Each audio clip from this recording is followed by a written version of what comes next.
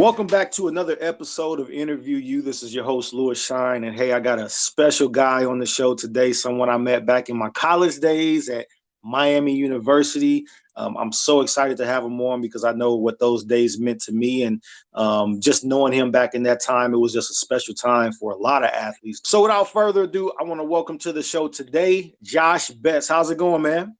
I'm good, brother. How are you tonight?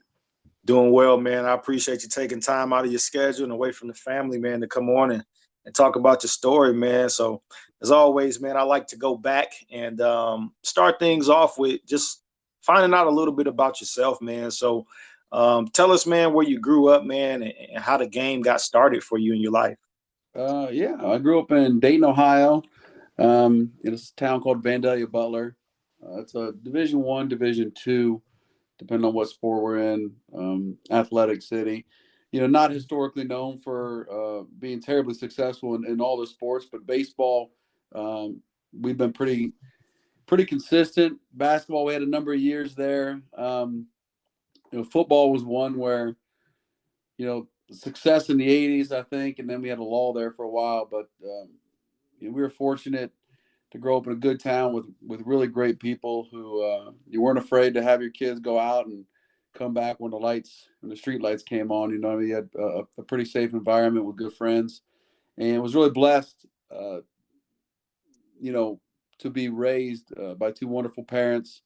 We have 3 siblings, 2 brothers and a sister, and really just grew up playing as much outside as we could. And, at that time we didn't have much to entertain us outside of Nintendos here and there and maybe a Game Boy for road trips, but it was really nice to grow up in the times that we did. I mean, you're similar age as I am.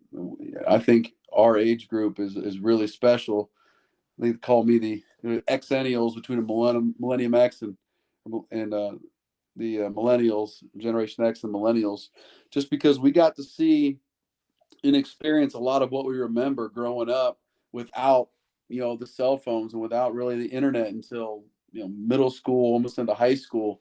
So we did all our stuff old school. We did, book reports out of books, and, we did papers, looking up things in the dictionary, and we didn't have all this stuff to entertain us and keep us busy. So we play outside and build forts and, play ball and hide and seek and capture the flag and whatever we could do to entertain ourselves. And I'm not saying the kids don't do that still these days, but just not as much. So I'm so thankful that I grew up in the time frame that I did, and got to experience really the tech evolution that happened in the last probably 20 years, 25 years. And so I think that kind of shapes a lot of our generation, because we've seen our parents grind. We've seen our parents and family work hard, and some of them you just put their nose down in these long careers and really just do whatever they had to do to put food on the table sometimes. And I think things have changed a little bit, and kids are finding different ways to do things now. It doesn't necessarily mean they're the wrong ways, but it was a good time, and grew up playing baseball, football, basketball, really those 3 sports pretty consistently from 7, 8, 9 years old all the way through high school, and then just chose football at Miami. So yeah, man, just really fortunate and glad to be grow up where I am, even though it gets cold here in the winter every once in a while.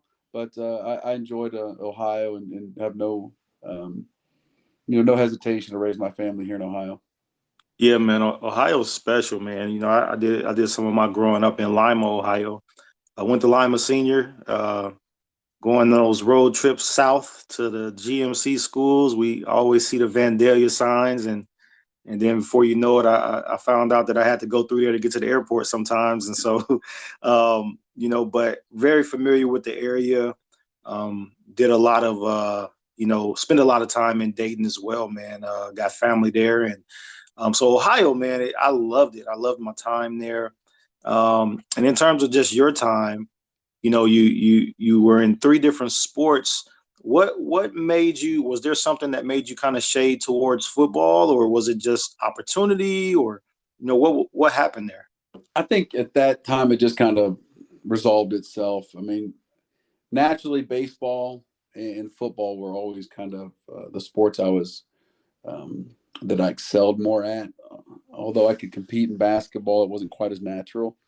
Um, but baseball at that time was my love growing up. And then as I got older, seventh, eighth, really freshman year, I started to realize that, I could separate myself in football a little bit easier when I started going to these camps. We started going to Ohio State camp and Michigan camp and Kentucky camp. And you start hearing about these kids are getting recruited. And that's kind of right when like bucknuts.com started and some of these old recruiting sites. And you see some names that were out there. And I didn't get a whole bunch of mention, but I know the guys that did. And I go to camps and I see them throw. And I was like, dude, I can stand toe to toe with these guys. So I realized that football was kind of my best opportunity, my best path when it came to competing. So I just kind of naturally transitioned. The only really difference was for me is I didn't play summer ball. So baseball would end, I think, end of May. And then typically people would transition to summer ball and they play for a couple months. Well, I just took that time to do the football camp circuit and start throwing with the receivers and doing routes and really focusing more on football. That's the beauty about football is you do have a natural built-in little off season there, about 2 months, really June and July, that you can focus on football without necessarily giving up a sport in order to do so. I think any other sport, you're almost forced to give something up if you want to focus, because it's such a challenge now these days with all the training that's available to do 3 sports and to do it well. Yeah. But I was very happy with my decision. I still have a passion for baseball and a passion for basketball. As I'm watching my kids and help out with them and coach a lot of the sports. But football was just something that, I could separate myself from others at, and I embraced it, and it's been real good to me. Some of the relationships, obviously, a wonderful degree I was able to get at Miami of Ohio, my experience there, and met so many great people through that, and blessed that football's given me that path. Man, that's really good stuff right there. So you made that choice. I was going to ask you what's your favorite. You said baseball was your love, and what was the recruiting process like? You saw where you could get some separation there and stand toe to toe with players and different things, going to these different camps. What was that moment like when you started to get interest from schools, and what led up to your ultimate decision to choose Miami, Ohio? I think it's obviously it's changed. Things have changed now. I think college coach is one of the most demanding jobs out there when it comes to athletics. The 24/7 recruiting that goes on now is to me exhausting. That these coaches have to blow these kids up and feed their egos all the time to get them to commit to their schools and send them texts and tweet them and post on their Instagram and tag them on everything. Like, it is nonstop because we've developed these kids where they feel like they need this positive reinforcement all the time. If they're not getting it, then they choose other schools. So it's changed a little bit. Back in the day, it was similar, but it was old school. It was through your high school coach. It was through letters in the mail. How personal they were was kind of where they separated themselves from other recruits and other coaches. So it was a neat process, and I think nothing's really changed from a lot of these kids. Is you don't know unless someone teaches you or coaches you or helps you out. So I got a kid down the street from me who's a wonderful ball player, and he's going through the process right now, and he's in Dublin, Jerome, and I know his parents real well, and I've seen him grow and mature, become just a stud. And he's kind of walking this path of preferred walk-ons, and he's got 15-ish offers as preferred walk-on. He's a little frustrated. I'm like, dude, just be patient. I'm telling you, one, to have that many options, you're going to find yourself landing on a team. And if you don't get a scholarship, then it's up to you to get one of the first year. And I truly believe watching how the MAC played out and with the transfer portal making it even worse, you have 20-something kids coming in every year in a recruiting class. 10 of them are going to flake out. 5 are going to quit. 5, a couple are going to flunk out. 2 of them will have bad attitudes or bad work ethic. So if you can stick it in, do all the things you're supposed to do, show up on time or early, put your nose down, hit the books, be polite, be a good person, bust your butt. I'm telling you, they are looking for kids like that they can give scholarships to. So if you can do that, and you're fortunate enough to have a little bit of athletic ability and height, and this kid does, I keep telling them to be patient, man. It's a different process, and a lot of people don't know about it, and you kind of learn as you go. And I was fortunate enough to see enough of it to where I can kind of give some advice here and there as well. And I think kids are looking for it. Yeah, and you're right about that, man. It's I had to walk on when I got to college, and that's a quite a process. But I mean, it's yours for the taking. You can go after it and get it if you want it.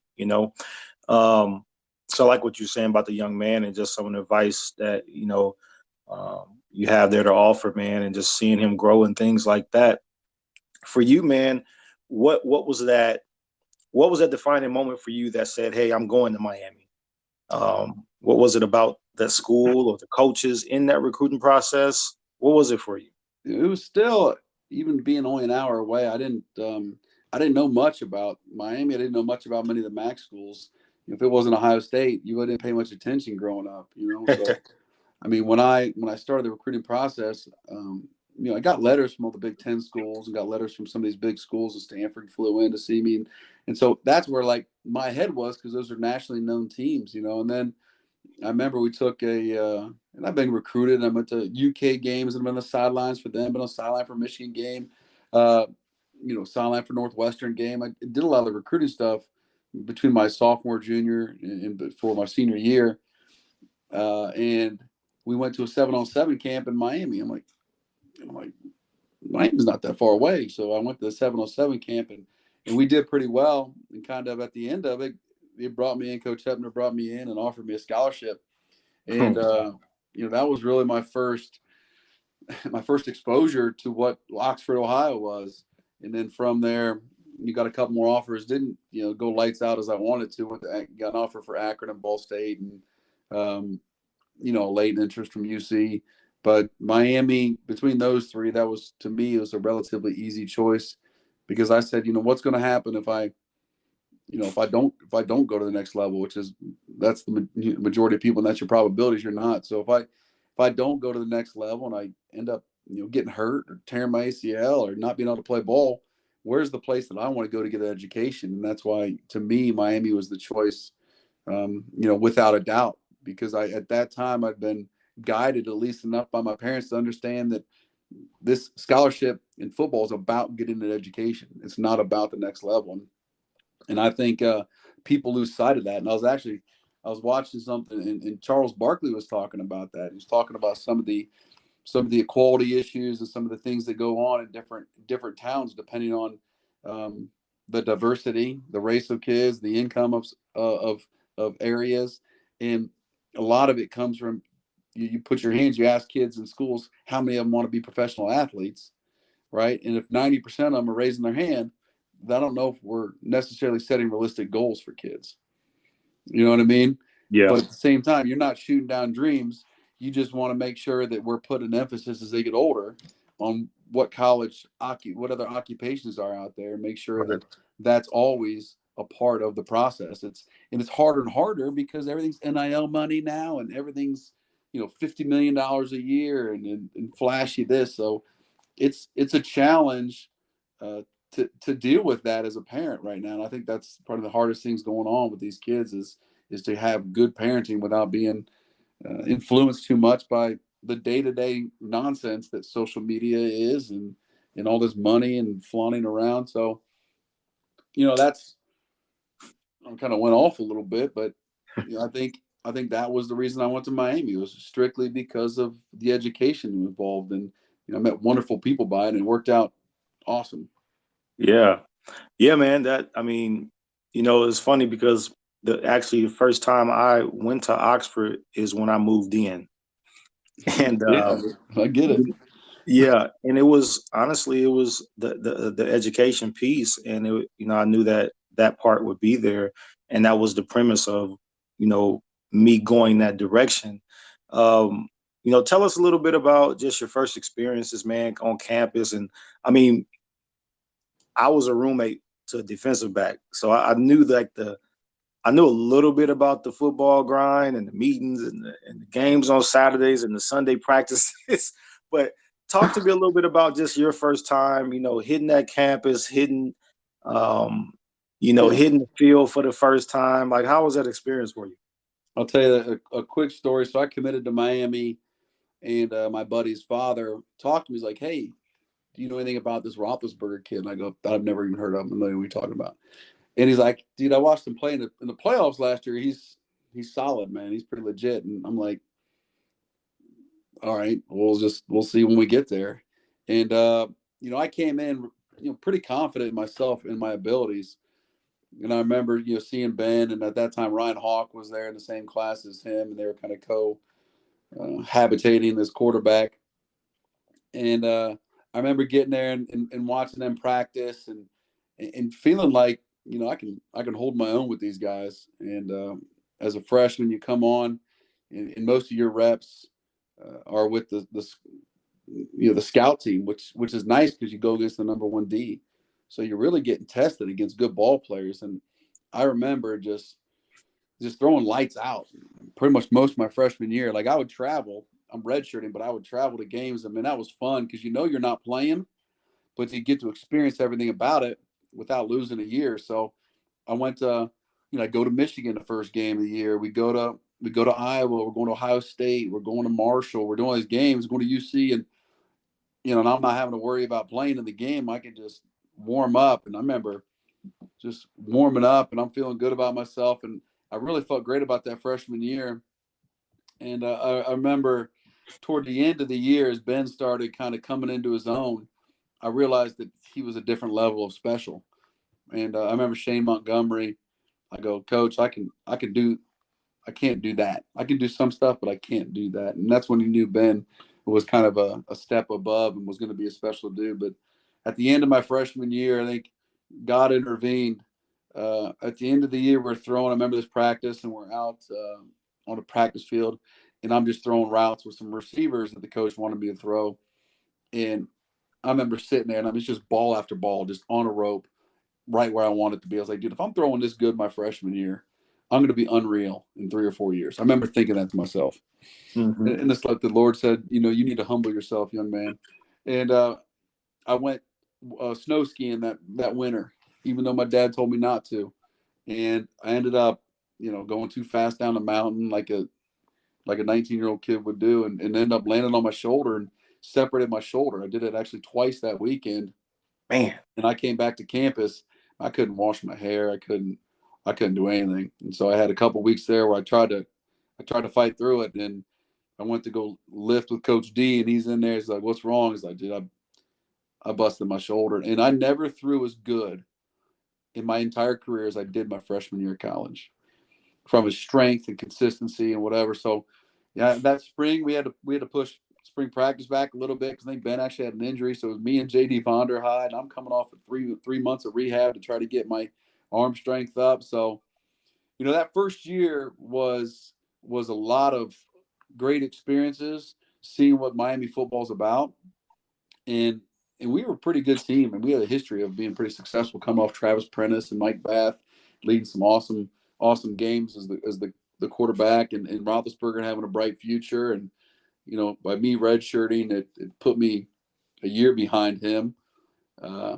But it was some ups and downs that freshman year, and from that point on, really, I had to build up my strength and do it a little bit differently from a rehab standpoint. I'm not saying it was coming back from ACL surgery, but it was a challenge the rest of my career, navigating that shoulder sprain.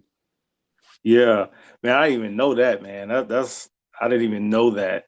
And one of the things I really enjoyed though, just when you're telling your story, I'm just thinking back because I came in 98, 99, and at the time when I came in, Miami, you just didn't hear a lot about it, but you always hear like the MAC upsets or like you'll hear certain things, but kind of like I was so high on other schools that I just didn't really, like when I got there, I was like, oh, this is different. And I came right in on a high time in sports, like you said, Bath, Prentice, Jawan, Dustin Cohen, Mm-hmm.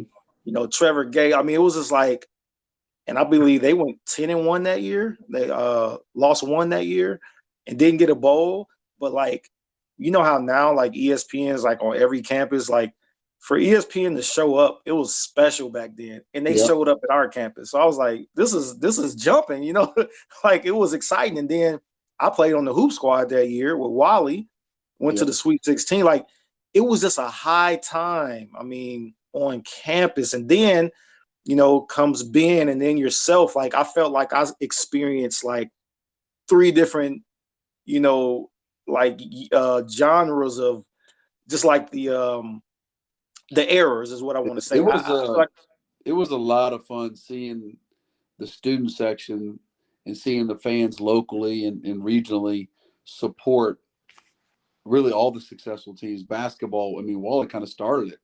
yeah, In that group getting the national attention, and kind of then Ben coming in. I mean, we used to that stadium was full, bro. That was 37,000 people. And that for I can't tell you, I've been a long time since Miami's seen over 30,000 people, and it was consistent.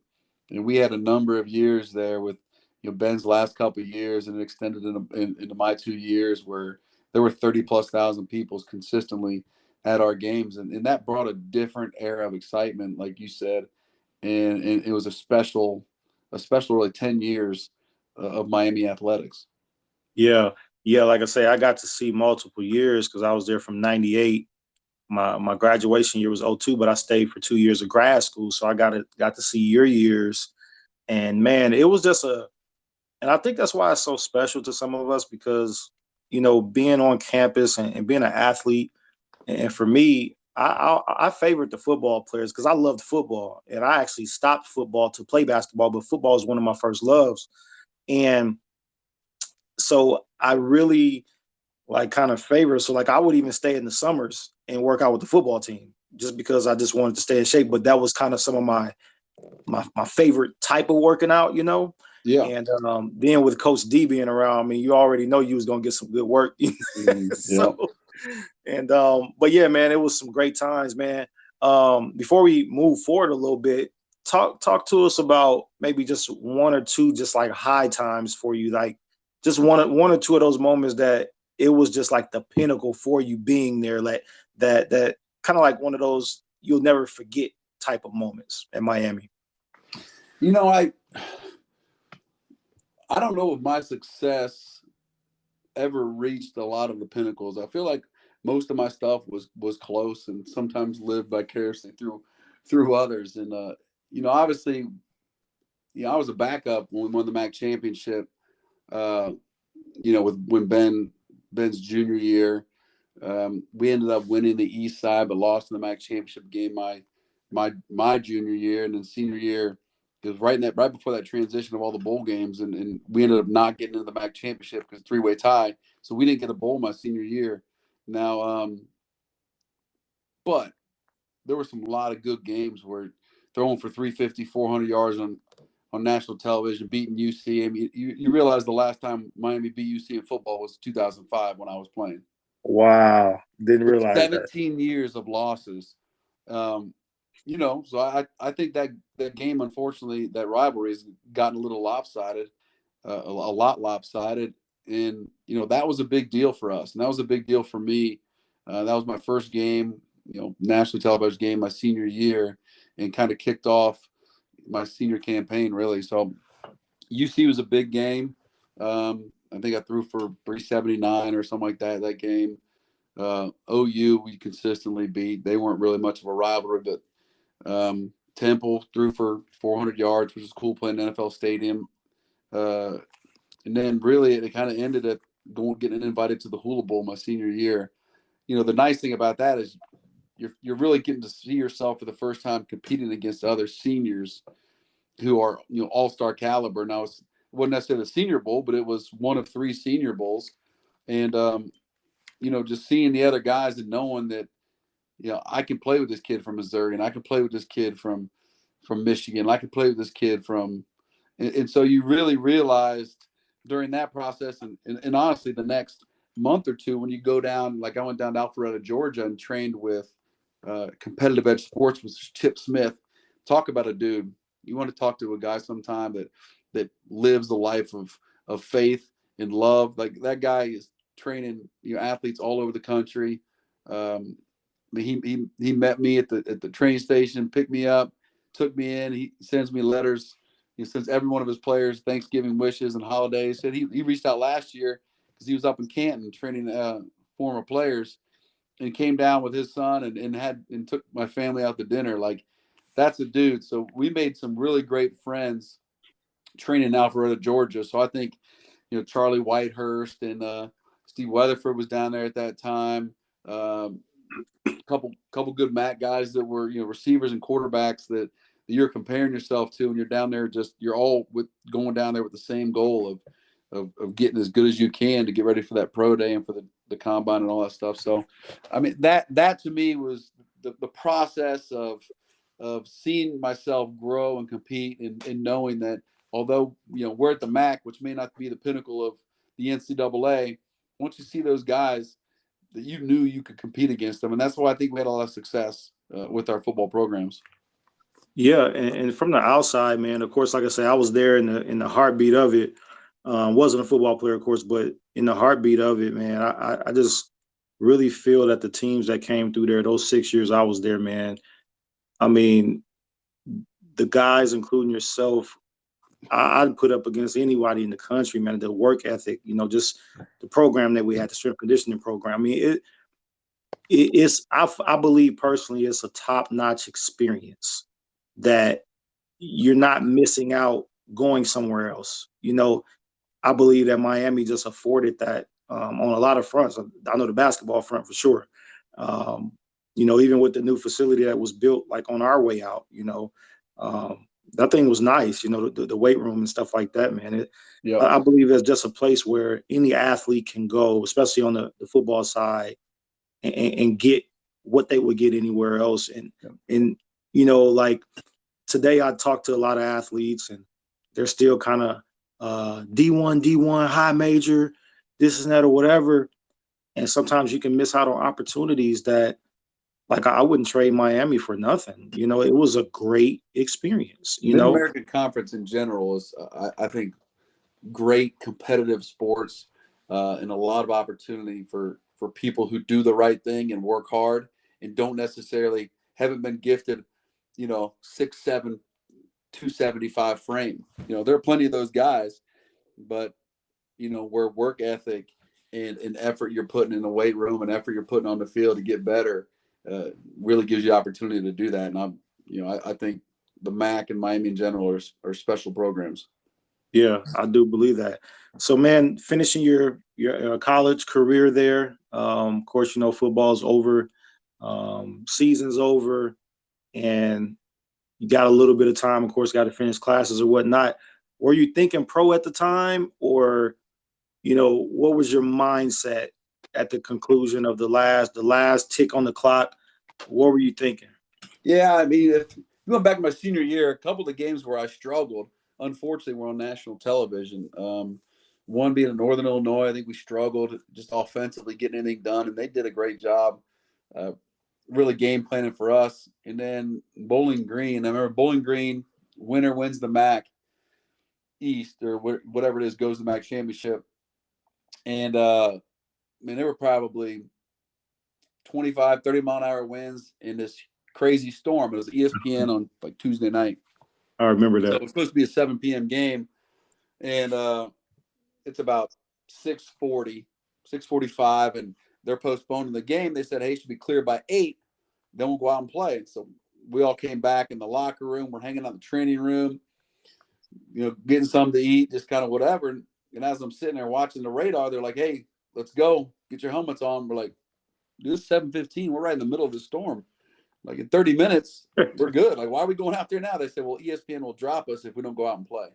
Wow. So we went out and played in this monsoon, and it started off, I think they went down, they scored, we got the ball, went to do a little dump down pass to the running back. It was high, hit off his fingers, got picked. They scored, get the ball back. We had a 3rd and long, actually right in the hands. Ball's wet, it's raining. Came out, popped out. We ended up having to punt the ball. Snapper snaps it over dude's head, punter's head. They pick the ball up on the 5. They score a touchdown. We got down like 21-0 in like 3 minutes. Man. And at that point, like we couldn't recover. Like we couldn't recover. We couldn't do enough offensively to get back. So it ended up being kind of a disaster of an outcome for us. And for me, I'm not a player who's just going to walk off and pad my stats. Like I'm going to take shots and end up, overall end up throwing 5 interceptions. And although those 5 interceptions, the last 2 or 3 were just me taking shots on 3rd and 15 or whatever it was, ended up hurting me. And why I say that is because at that time, the people who chose who goes to the combine and who doesn't are watching these midweek games to see what these MAC players are about. They don't have the exposure, all that. So although I went to OU the next week and threw for 350 and 3 touchdowns, and we beat them by 30, that game didn't get seen by the guys choosing. And so after I finished up, literally that was right over the Christmas holiday, and I get a call from my agent saying that I did not get picked for the combine. And that to me was killer, because where I competed best was one-on-one in those situations. Would put me up next to the dude. Let me show you my arm strength. Let me show you my consistency. Let me show you my footwork. And next to this guy, and that's where in the combine I truly feel like I would have shined. So that was tough for me. It put a lot more emphasis on my training down in Georgia. Put a lot more emphasis on my pro day to give myself a shot at it. So yes, was it a goal of mine? Absolutely. I knew from the history of playing, being next to these guys and throwing, that I could throw as well as anyone in the country.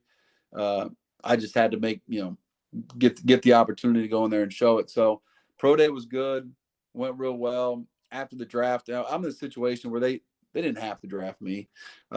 I wasn't on a lot of people's radar. I got offered after the draft to come on and be a free agent for the Bengals, the Browns, and the Colts.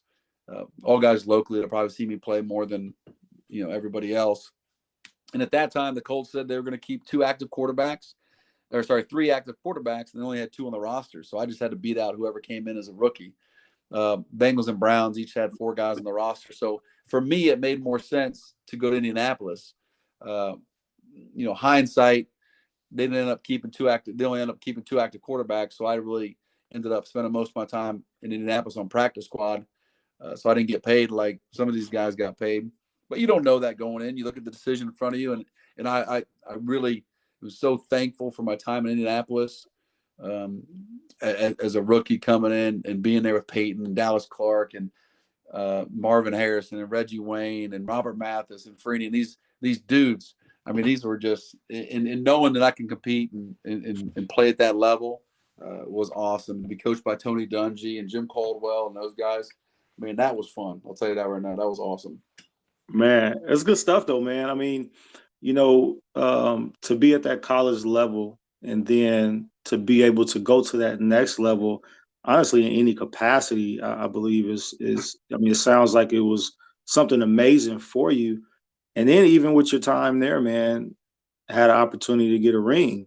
Talk a little bit about just the excitement around that and just how all that, transpired for you, like even mentally, like just being able to be a part of that with, go back several years, you were really focused on the education and going to the best place, but then getting the education and being able to be a part of that at the same time. It was, it's something that I'm, thankful for. I got to rookie camp.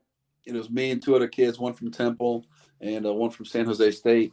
And we didn't get a ton of reps outside of rookie camp. So when we did get an opportunity, I remember going and practice one day and got like the last reps of practice. And I had a nice little touchdown play in the corner and just high-fiving Peyton afterward. I was like, that's pretty sweet. That's just and so I'll tell you a couple stories about my time there. I remember, so rookie camp, coach is trying to install everything he can in a couple of days. So, just getting our feet wet and figuring out when the players report for OTAs, I'm sitting in a meeting room. It's me, Sorgi, Peyton, the other 2 quarterbacks, Jim Caldwell, and they're showing something on the board. And I start asking questions. I go, Coach, what coverage is that? He just looks at me, and Peyton looks at me and just kind of shakes his head. I go, all right, I get it. It was his time in the meeting room. So for the rest of the year, when we were in the meeting rooms, I kept quiet. And then when he left, then I could ask my questions. But he was always real respectful and helpful with how he led the team. I remember coming in so I got no reps in training camp. We were at Terre Haute at that time. And the fourth preseason, which is the last preseason game, last drive of the game, I get a shot to go in. And, to me, just being on that field, one in the warm-ups, first game was in Minnesota, I didn't play, like being on there, warming up in an NFL stadium, like it's a feeling you never forget. And so the Bengals were at Indianapolis at the RCA Dome, and my family's there. The last drive, we ended up going down. I think I completed like 4 or 7 passes, moving the ball. And there's this guy named, I won't call him out. He came that week, and we ran a double post concept.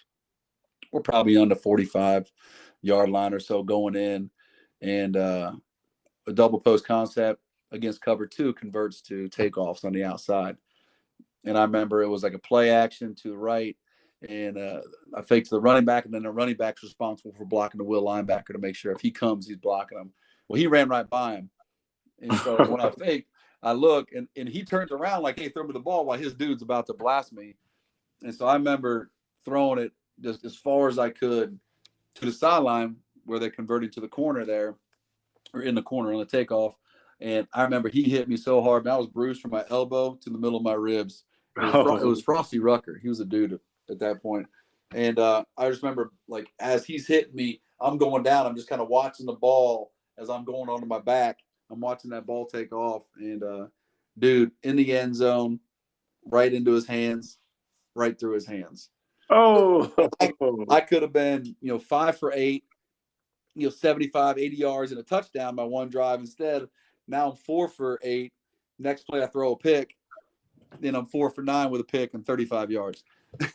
So, it's just how the little things like that can change the course of your career.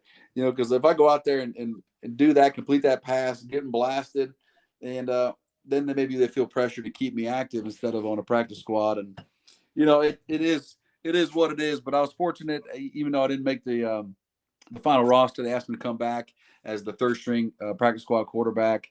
And we went that year and really had an awesome squad. I'll tell you 2 stories real quick. One, I remember coming in the first week of practice, and you come in for breakfast and they got everything laid out. You got all your options, man. You can tell them what you want. They'll make you stuff. They have food all sitting out. They got menus, and they have, all these fruits to make smoothies. So I'm making these 24-ounce smoothies. I didn't come from a ton of money. So it's like, these are like $8 smoothies I'm making, So every morning, so I'm sitting there, and Peyton walks in and kind of looks at me and just raises his head up. And I go, I think he wants a smoothie. I think that's what that's supposed to mean. So I make him a smoothie. I bring it over to him. It's on like a Tuesday. And I go back, sit down, and eat my breakfast. Next day, I'm sitting there, same thing. He walks in, kind of looks at me and nods his head. I go, well, I guess I know what I'm doing for the rest of the year. So every week, I think 2 or 3 of the days of practice, I expected when he came in, I gave him a smoothie. I remember making the smoothies like I'm making 60 ounces now because it's me and him.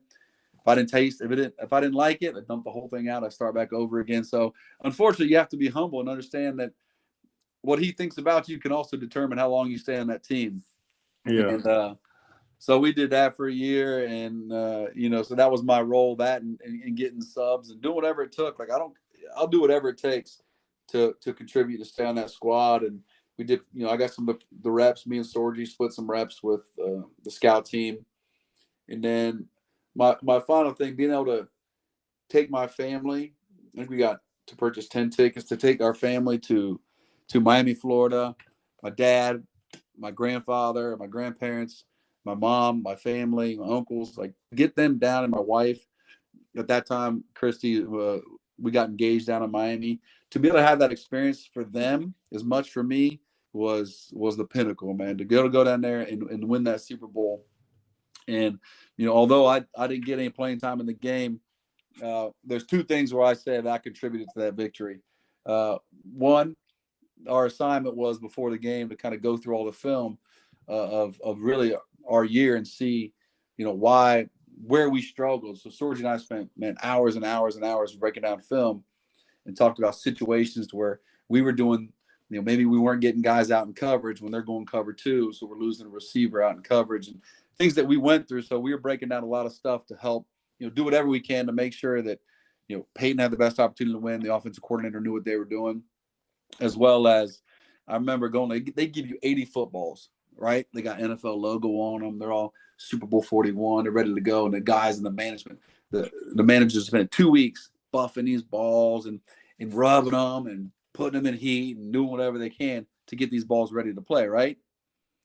Mm-hmm. So we go down to Miami and we're practicing at the Dolphins facility, and it's the Saturday walkthrough before the game.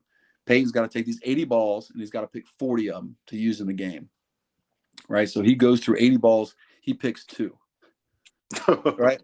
I take these balls. They've been working for weeks on these balls. So I pick them up. I do. These are slick. I was like, these are really, really slick. And so I'm not getting any reps at that point. Like and so I take one of the managers and I go over there and I take the ball old school, 10 yards apart, bounce that ball halfway, skip it off the grass for a little while. Later, I take it. I go, Peyton, how's this ball? He goes, perfect. Next thing you know, we got 20 dudes lined up all the way down the field, just slamming 80 footballs into the grass and getting them ready. 15, 20 minutes later, he takes it. I think he approved like the first 40 out of 45 footballs. Oh, wow. So although those guys may have played the game, I feel like my contribution to the victory of the Super Bowl was maybe slightly overlooked. So it was good, man. It was a lot of fun, a lot of experience, a lot of great people, and Dungy was a class act. And I would take any of those guys back to Thanksgiving dinner with me because they're just wonderful individuals. And you'll see that with Jeff Saturday, and that's why they kind of went that route, I think. Yeah. No, man, that's awesome stories, man. That's one of the reasons I love doing these because, the backstories and just understanding, what somebody may have been through or their experiences, man. Like, and me just knowing you, like even some of those things I didn't hear. I mean, I heard a lot of your story. I'm not sure if you remember when you came up to speak to our youth ministry Yes, in sir. Lima that year, but some of those intricate things that you just shared, man, I didn't really know, but that's really cool stuff, man. Just gives you a picture of sometimes what goes on behind the scenes, man. Like, so that's really cool, man. It just sounds like you just had such a great experience, man. And your family, that experience, I know that's one of those unforgettable types of things, man. And, just can really hear your heart, man, in terms of just being willing to be a blessing, man, and just having that focus on others and making sure they're fine and that they're having a great experience. So, man, it's just a great story, man. And I so appreciate you, taking time to just share, man. And before we get out of here too, man, I want to just allow you the floor to just share, maybe some tidbits or some inspiration, man, that you received in your life that you use to keep yourself going in tough times. I mean, that could have been when you busted your shoulder and had to keep going, or whatever the case. When even after you got that hit and threw that ball and he dropped it, like, but you had to keep going. That could have been like, man, that should have happened. I didn't make it. Could have took you a different direction mentally. But what's something, man, in your life that has kept you, that when you had rough times, man, just kind of kept you going? Yeah, I think I think the biggest thing that becomes a challenge is losing people you love. And I know I lost some really close friends of mine when I was in college. One my freshman year, end of my freshman year, another one the week before actually the MAC championship game, my sophomore year. And I think, loss like that ends up, opening some doors. And for me, it opened more of a religious door that I'd not been exposed to. Although I went to church classes and stuff growing up, I was never really as heavily involved in religion. I think I was just looking for answers and looking for explanation and help. And I think, the beauty of what we have now with social media, as much as there are a lot of things that it can be wrong if not used correctly. The beauty that we have is we have at our fingertips access to so much information for free and access to so many inspiring individuals who are living the life and showing you a playbook of how to do things. And there's two people I'm going to give a shout out to that I recommend you follow. If you haven't, one is a former athlete, and that's why I kind of mentioned him briefly down in Georgia, and he was living a different lifestyle back then. His name is Steve Weatherford, and Steve played. He was a punter at Illinois. Steve went to the Saints and the New York Giants, won a Super Bowl, and he's got a family, 6 kids right now. But he gets real honest, and he moved from out west. I think he's out in California, moved to Texas, and relocated his family, and really has transitioned in his entire life to leading others.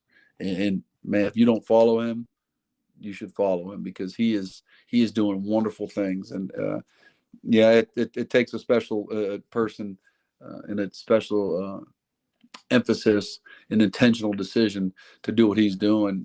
But he's living his life for others. Another guy that is more local that I've just been talking to lately, he's actually coming out with a book next week. His name is Kurt Tucker. He's based out of Tip City in Troy, Ohio, in that area. And another one, like he actually spent a lot of time with Weatherford out there, and they do some man training and some religion training, and really intentional about their growth and their family. So I think you have an opportunity to choose who you emulate and to choose who you lead and live a life after. And how we do that affects our family. And I am not a perfect individual, and I'm working on trying to do better for my family and for my kids. And I think that's a daily challenge. So those things are opportunities for us to really look at ourselves, and hopefully appreciate the opportunities we have, be thankful for being alive, and if we are healthy, being healthy. I think sickness has a way of making us understand that if we are healthy, how blessed we are, and having the people in our lives for the time we do, you really have to appreciate it. So, man, just thankful for my wife and kids and my family who've been so good to me. And like I said, I have no complaints, man. I'm just thankful for that, and health, and for the opportunity to know guys like you, and have an experience at Miami that developed and encouraged all these relationships, and all these men that are leading across the country, and had the blessing to I'll graduate from Miami University. So that's it, man. It was pretty awesome, and no complaints. And I encourage anybody who's thinking about going to Miami to look deep into it, because I think it's a wonderful thing. Yeah, man, I second that, man. And it's a great experience, man.